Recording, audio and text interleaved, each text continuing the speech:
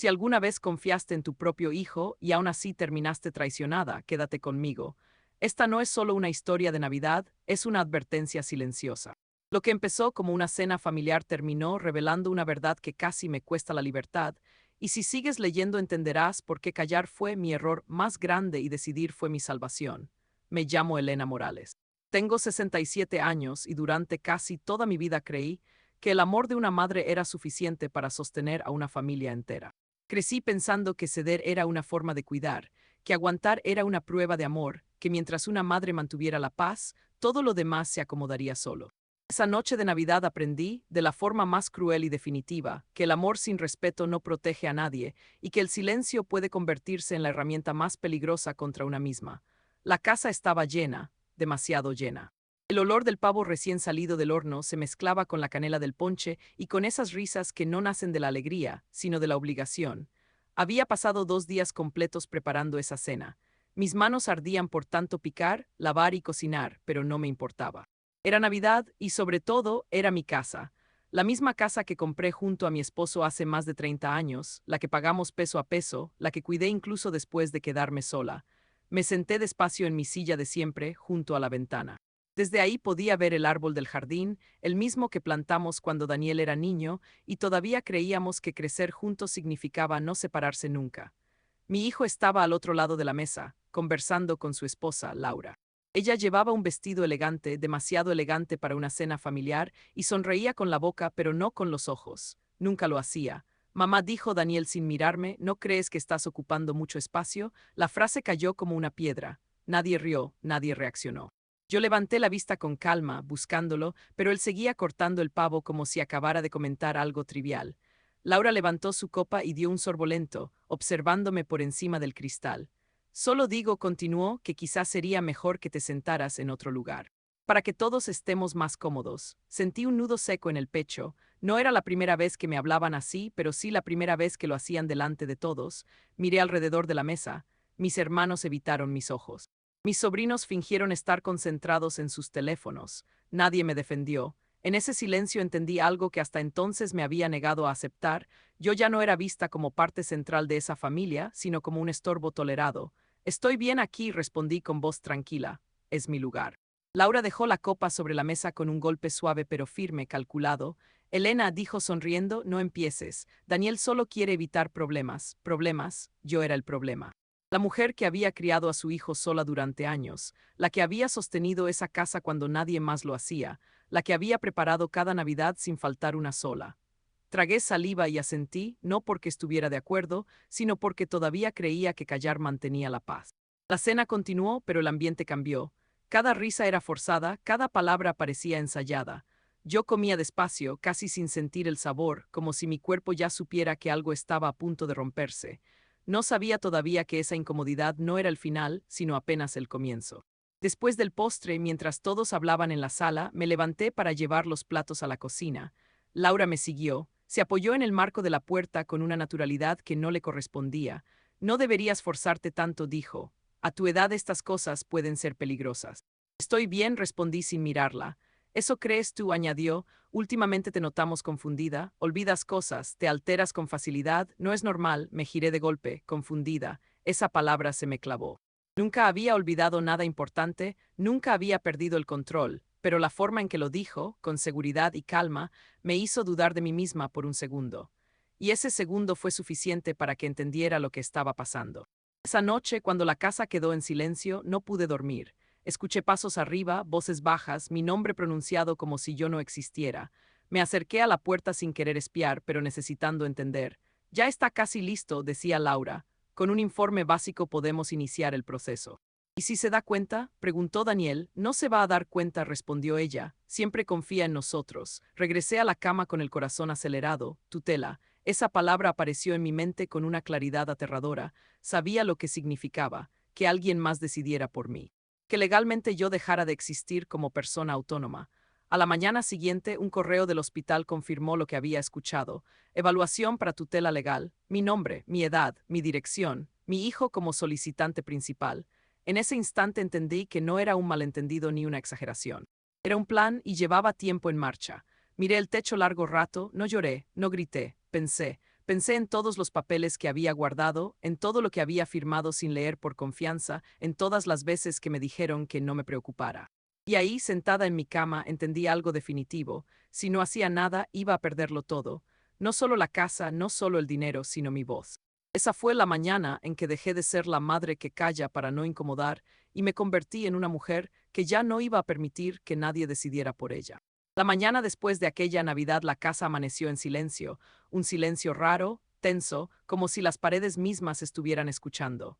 Yo me levanté antes que nadie, no por costumbre sino porque el cuerpo ya no me permitió seguir durmiendo. Había pasado la noche repasando cada palabra, cada gesto, cada mirada de la cena, y por primera vez no me preguntaba qué había hecho mal yo, sino qué estaban intentando hacerme ellos. Preparé café y me senté sola en la mesa del comedor, la misma donde horas antes me habían hecho sentir fuera de lugar. Miré alrededor y sentí algo nuevo, incómodo pero claro. Esa casa seguía siendo mía, pero ya no era segura. Daniel bajó poco después. Caminaba con cuidado, como si temiera pisar algo frágil. Se sirvió café sin mirarme y se sentó frente a mí. Durante unos segundos ninguno habló. Yo lo observaba como si fuera un extraño, buscando señales del hijo que había criado, del niño que me pedía consejo y confianza. No encontré nada, solo vi a un hombre incómodo atrapado entre la costumbre y una decisión que ya había tomado. Mamá dijo al fin, ayer fue un día largo, no le des tantas vueltas. Levanté la vista despacio. No había disculpa en su voz, solo cansancio. ¿Desde cuándo decidiste que otros podían decidir por mí? Pregunté. Se quedó rígido. Miró la taza, luego la ventana, cualquier cosa menos a mí. No es así, respondió. Solo queremos ayudarte. Ayudarme. Esa palabra volvió a aparecer como una excusa cómoda. Yo asentí lentamente, no porque estuviera de acuerdo, sino porque ya había entendido algo importante. Discutir en ese momento solo les daría información. Y yo necesitaba observar, no reaccionar. Laura bajó unos minutos después, impecable como siempre.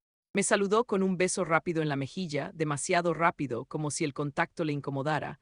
Habló del clima, de unas compras pendientes, de cualquier cosa menos de lo ocurrido. Yo la escuchaba con atención nueva. Cada frase parecía ensayada, cada sonrisa calculada. Era evidente que habían hablado antes de bajar, que ya tenían una estrategia mínima, normalizarlo todo. Durante los días siguientes reafirmaron esa normalidad falsa. Laura dejaba folletos en la mesa, hablaba de médicos recomendados, de evaluaciones preventivas. Daniela sentía en silencio. Yo no decía nada. Por fuera parecía sumisa, por dentro estaba alerta. Empecé a notar detalles que antes pasaba por alto, cajones movidos, papeles fuera de lugar, preguntas repetidas sobre mis rutinas. No era preocupación, era vigilancia. Una tarde, mientras doblaba ropa en mi habitación, Laura entró sin tocar. Pensé que estabas dormida, dijo. No lo estaba, respondí. Se quedó observando el cuarto como si midiera el espacio. Miró el armario, las cajas donde guardo documentos antiguos, las fotos de mi esposo. Sentí cómo evaluaba, no como invitada, sino como alguien que ya se sentía con derecho. Deberíamos organizar mejor tus cosas, comentó. Para evitar confusiones. Ahí lo entendí todo. No querían cuidarme, querían administrarme. Esa noche casi no dormí. No por miedo, sino porque empecé a recordar. Comentarios del pasado, decisiones tomadas sin consultarme, firmas que di por confianza. Todo empezó a encajar con una claridad dolorosa. Yo había ido cediendo poco a poco, convencida de que era amor, de que era familia, y ahora estaban usando esa cesión como prueba de que yo ya no era capaz. Al amanecer tomé una decisión silenciosa. No iba a enfrentar a nadie todavía. No iba a acusar ni a defenderme con palabras. Iba a prepararme. Si querían papeles, yo también los tendría. Si querían procesos legales, yo entendería cada uno. Porque había algo que Laura no sabía, y Daniel parecía haber olvidado. Antes de ser madre, antes de ser esposa, yo había sido una mujer que sabía leer documentos y tomar decisiones. Ese mismo día salí temprano con la excusa de ir al mercado. No les dije a dónde iba realmente. Caminé varias cuadras hasta sentirme tranquila y llamé a Clara, una vieja amiga que había trabajado años como asistente legal. No le conté todo, solo lo necesario. Cuando mencioné la palabra tutela, su silencio al otro lado de la línea fue largo. Eso es serio, dijo al fin, y no es algo que se haga por accidente. Colgué con el corazón acelerado pero con la mente clara. Volví a casa sabiendo que algo había cambiado. Ya no estaba esperando que ellos se detuvieran, estaba preparándome para avanzar. Por la noche, Daniel me preguntó si estaba bien, si necesitaba algo. Le respondí con una sonrisa leve y un no gracias. Laura me observaba desde la cocina en silencio. Yo sentí por primera vez que el control no estaba solo de su lado, había empezado a moverse. Esa fue la semana en que dejé de actuar como si todo fuera un malentendido y empecé a aceptar la verdad. No estaba exagerando, no estaba confundida, no estaba imaginando cosas. Estaban construyendo una versión de mí que les convenía. Y yo no pensaba dejar que esa versión se convirtiera en mi final. Los días siguientes se movieron con una lentitud engañosa, como si el tiempo hubiera decidido estirarse solo para ponerme a prueba. Por fuera, la casa funcionaba con una normalidad casi perfecta. Desayunos a la misma hora, conversaciones superficiales, risas breves que no llegaban a los ojos. Por dentro, yo ya no habitaba ese ritmo. Caminaba por los pasillos con una atención distinta, escuchando no solo lo que se decía, sino lo que se evitaba.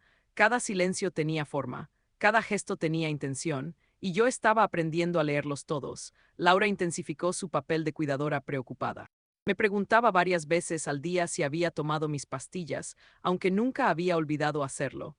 Me recordaba citas que no existían, me hablaba más despacio, como si no pudiera seguir el hilo normal de una conversación. Frente a otros exageraba su tono amable, dejando pequeñas frases flotando en el aire.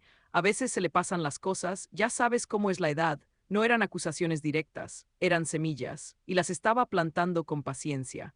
Daniel, en cambio, se volvió más distante.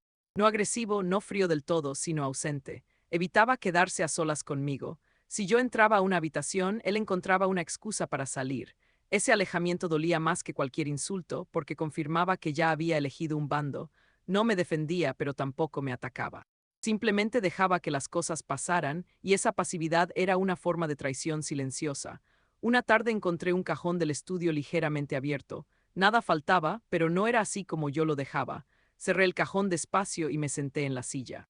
Ese estudio había sido durante años mi refugio, el lugar donde organizaba cuentas, escribía cartas, guardaba documentos importantes. Sentí una invasión clara, no física, sino simbólica. Alguien estaba midiendo hasta dónde podía entrar sin ser confrontado.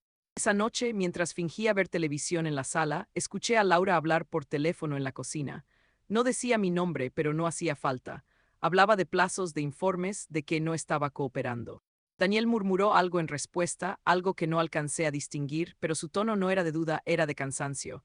Me di cuenta de que no estaban improvisando. Había un plan y yo era el obstáculo.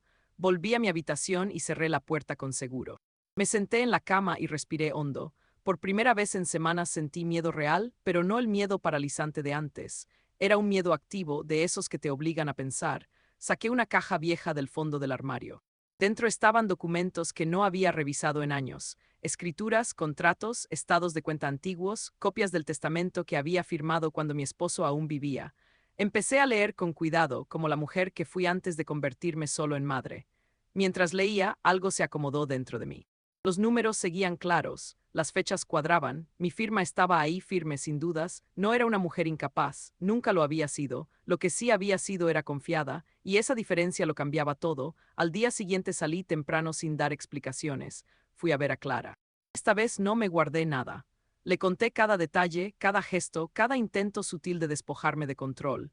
Me escuchó en silencio, sin interrumpir, con esa seriedad que solo aparece cuando alguien entiende la gravedad de lo que oye. Cuando terminé, me miró directo y dijo algo que me acompañaría durante mucho tiempo: no te quieren ayudar, te quieren administrar. Me explicó el proceso con claridad, sin tecnicismos innecesarios. Lo fácil que era iniciar una tutela si se sembraba la duda correcta. Lo difícil que era revertirla una vez avanzada. Y también me dijo algo crucial: todavía estaba a tiempo, pero no podía esperar. Cada día de silencio jugaba en mi contra. Regresé a casa con una mezcla de vértigo y determinación. Laura me preguntó dónde había estado.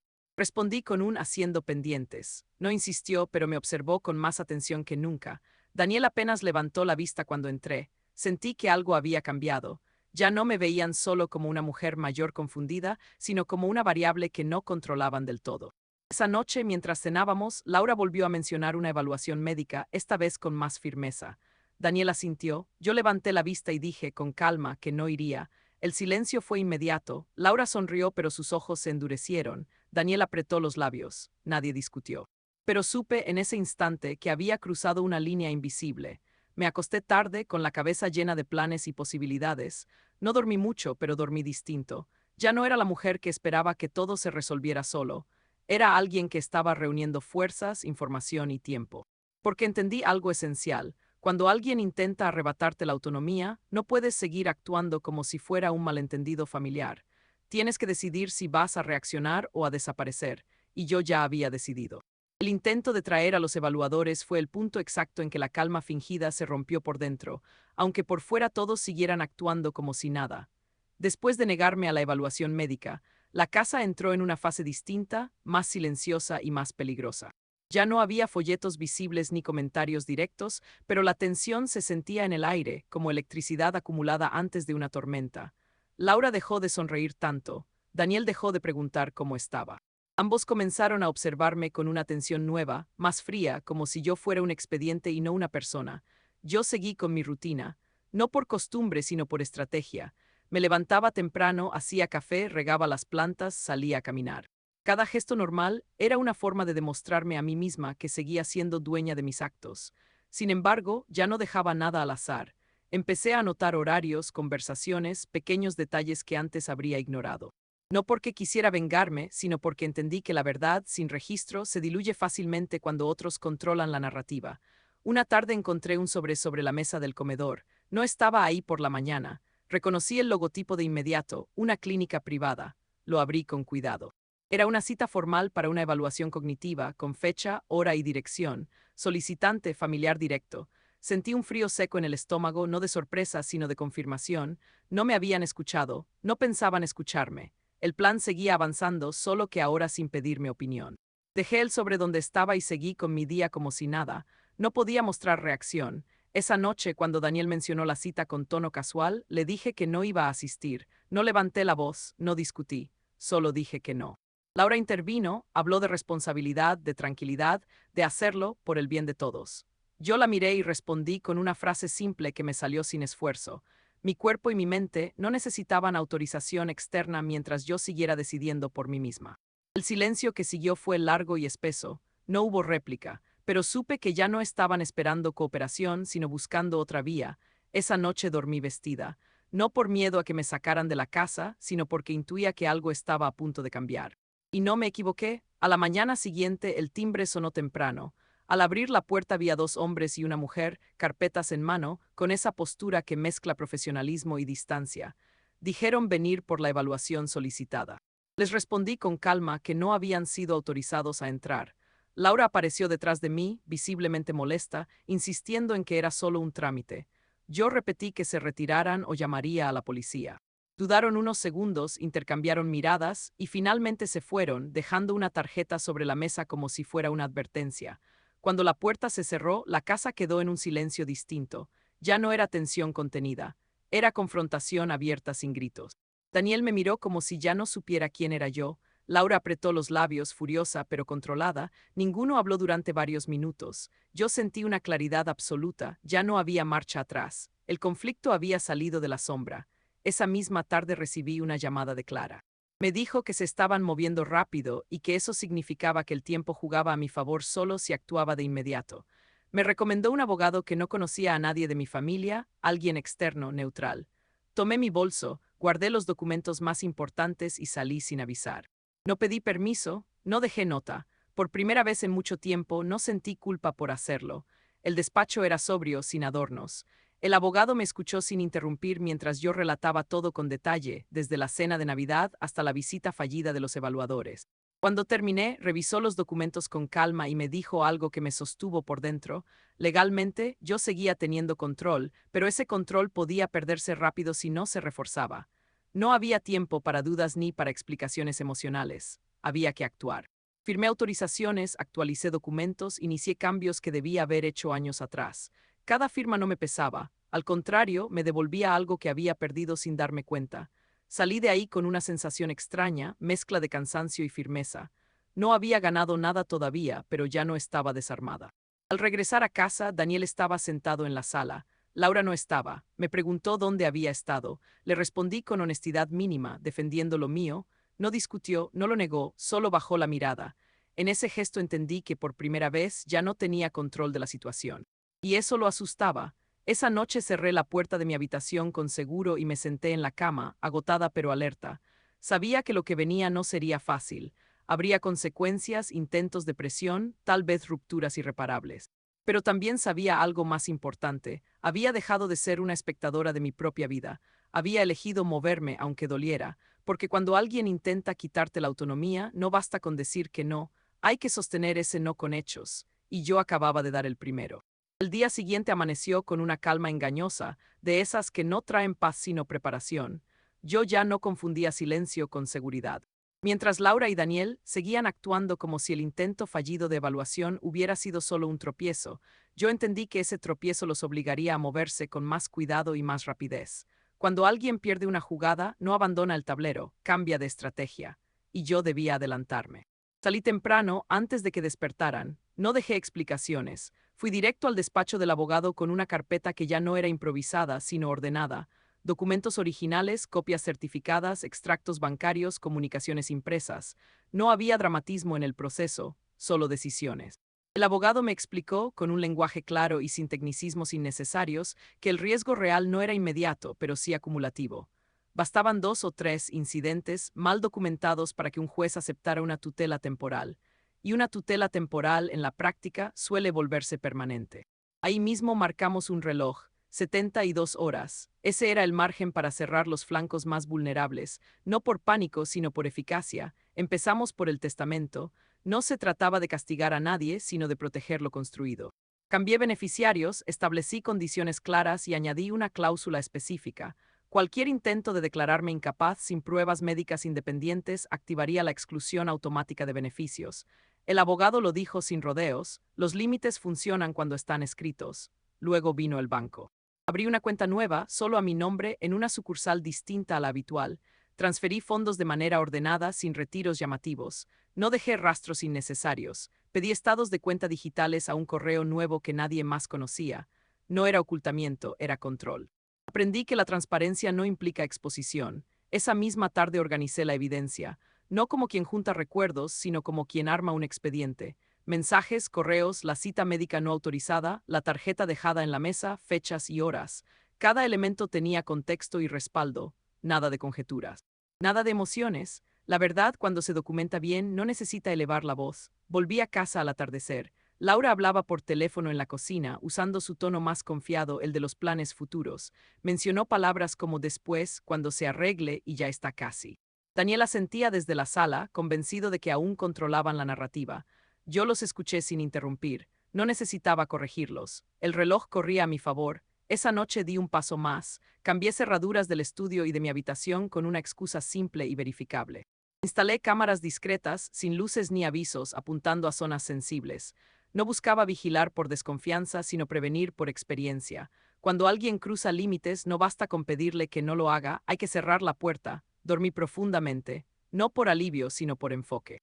A la mañana siguiente confirmé con el banco que todo estaba activo y cerrado. Revisé con el abogado que los cambios quedaran asentados. No hubo celebraciones, solo confirmaciones. El plan avanzaba sin ruido. En casa, la confianza de Laura se volvió más evidente.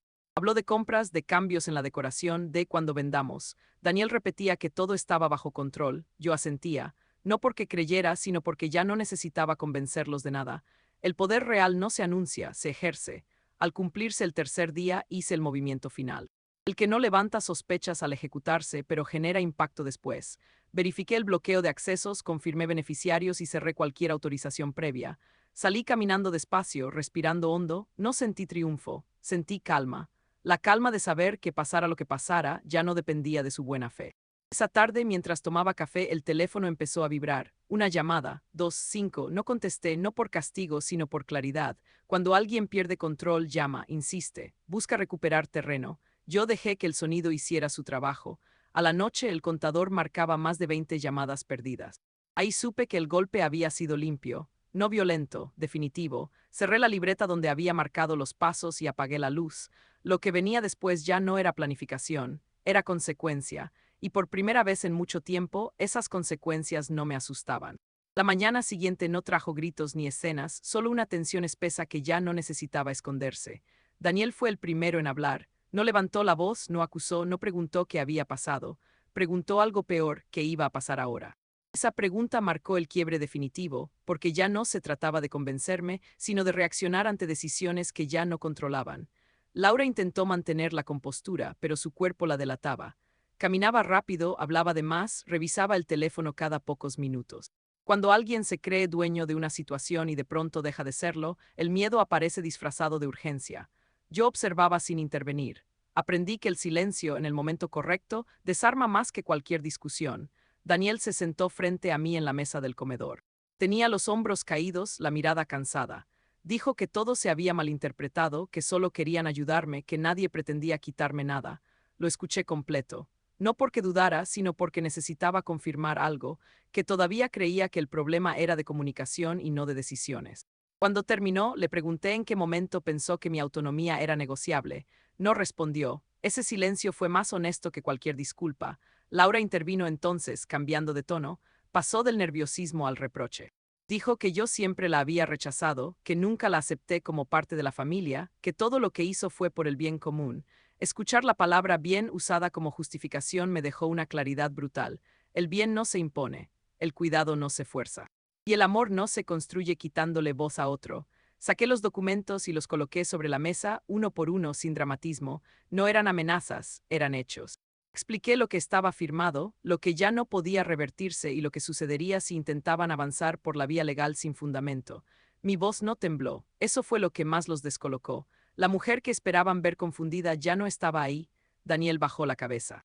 Por primera vez no buscó la mirada de Laura, preguntó qué podía hacer ahora. Esa pregunta, simple y tardía, marcó algo distinto. Ya no pedía permiso, pedía orientación. Le respondí con una frase corta: hacerse cargo de sus decisiones, de su matrimonio, de las consecuencias. No añadí consuelo. El consuelo llega después de la responsabilidad.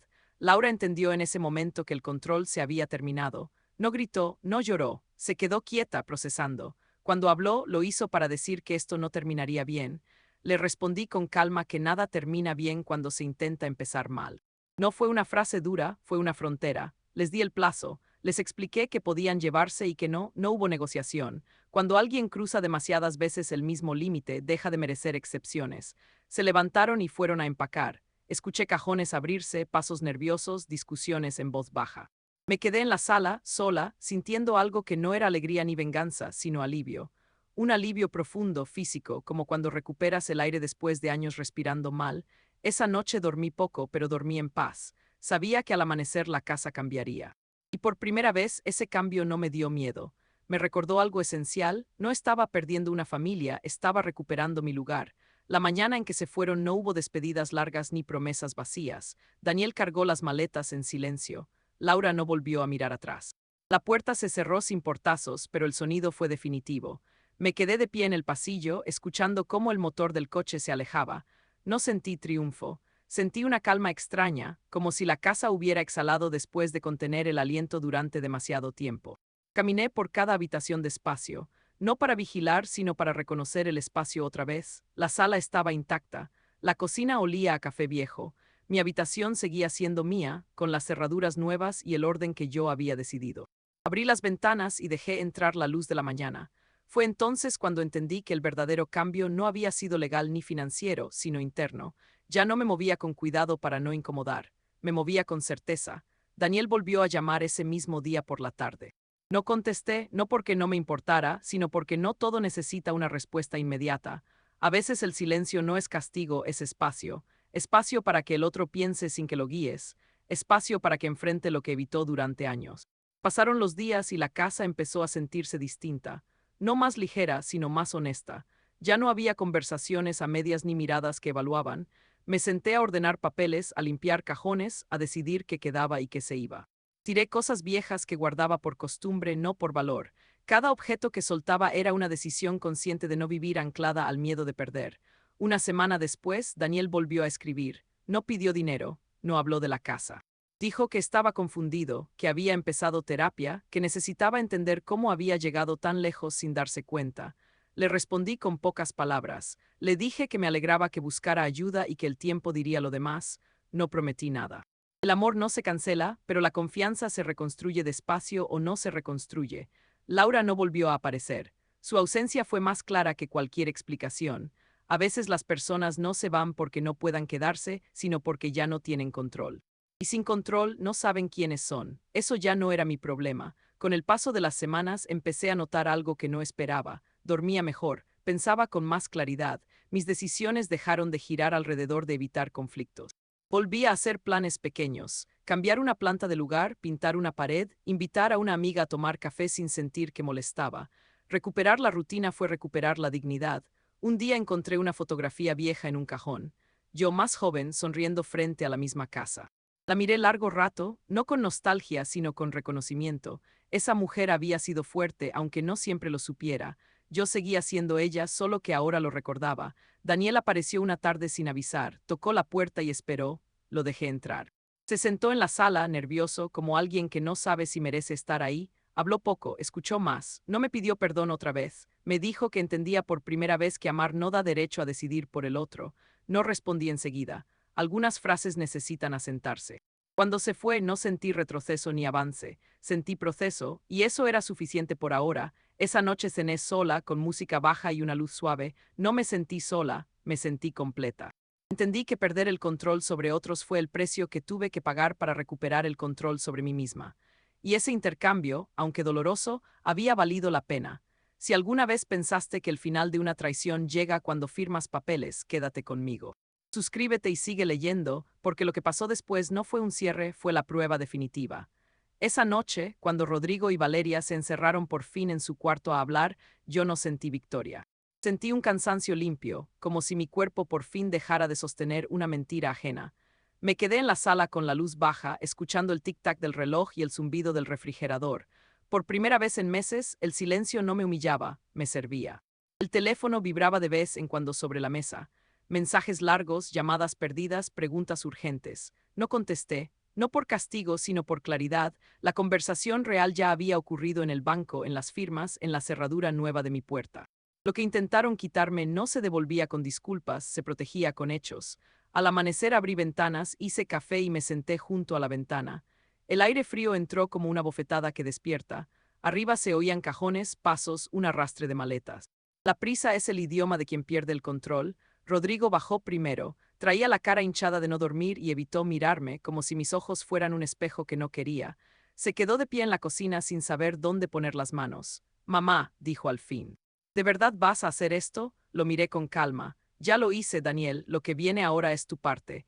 Se sentó frente a mí y por un segundo vi al niño que se enfermaba y me buscaba. Luego volvió el adulto, el que eligió callar cuando debía hablar.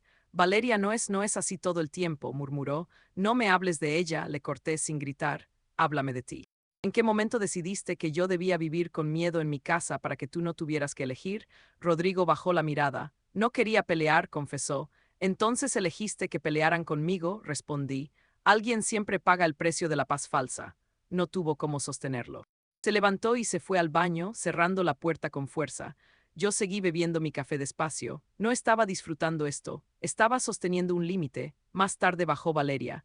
Venía sin maquillaje, el pelo recogido rápido, la ropa arrugada.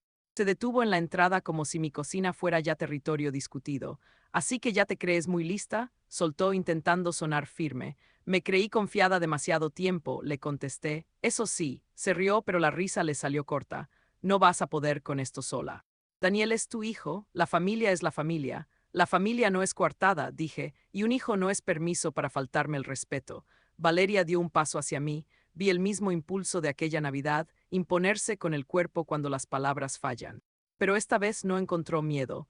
Me sostuvo la mirada y se le endureció la cara, como si estuviera midiendo cuánta resistencia había en mí. ¿Qué quieres?, preguntó al fin con rabia mezclada con urgencia. Que te vayas, respondí. Y que entiendas algo, no entraste a esta casa como familia, entraste como negocio, y yo no soy tu inversión. Rodrigo apareció detrás, escuchando. Valeria lo miró buscando respaldo. Él no se movió. Fue la primera grieta real en su control, descubrir que el hombre al que había entrenado para callar ya no podía sostener el teatro con la misma facilidad. Ese día transcurrió en una tensión seca. Ellos empacaban. Yo caminaba por mi casa como quien vuelve a reconocer un lugar. Toqué el marco de una puerta, acomodé un florero, recogí una foto que habían movido semanas atrás. Eran gestos pequeños, pero eran míos. Nadie entiende lo importante que es recuperar lo mínimo cuando te han ido quitando lo máximo. Por la noche, Rodrigo tocó mi puerta. Tocó, no entró. Ese detalle me dolió y me alivió al mismo tiempo. ¿Puedo pasar?, preguntó desde afuera. Abrí lo justo. Dime, yo no sabía lo del hospital, dijo. Valeria lo movió todo. Lo miré sin ceder. Sabías que me empujó. Sabías cómo me hablaba. No necesitas leer cada papel para saber que estaba mal. Rodrigo tragó saliva. No sé cómo arreglarlo. Con tiempo, le dije, y con acciones, pero primero con distancia. Si no aprendes a vivir sin su plan, siempre vas a volver al plan, asintió derrotado. Mañana nos vamos, dijo. Los dos. Bien, respondí. No dije gracias, no dije te perdono, no era el momento de regalar alivio. Esa madrugada dormí poco, pero no por miedo, dormí poco por tristeza. La tristeza de aceptar que el amor no siempre se traduce en lealtad y que criar a alguien no te garantiza que te elija. Me senté en la sala con una cobija y miré la casa a oscuras. En lugar de pedirle respuestas a la ausencia de mi esposo, me hice una promesa, nunca más callar por miedo a quedarme sola. A media mañana las maletas bajaron, Valeria no me miró, Rodrigo sí, se paró frente a mí con los ojos rojos. Mamá, lo siento. Lo miré largo, yo también lo siento, respondí, porque esto pudo ser distinto. Se acercó como para abrazarme, no me aparté pero tampoco lo abracé, no por venganza sino porque estaba aprendiendo a no traicionarme. Él lo entendió, bajó los brazos y asintió. Cuando la puerta se cerró detrás de ellos, el silencio fue total.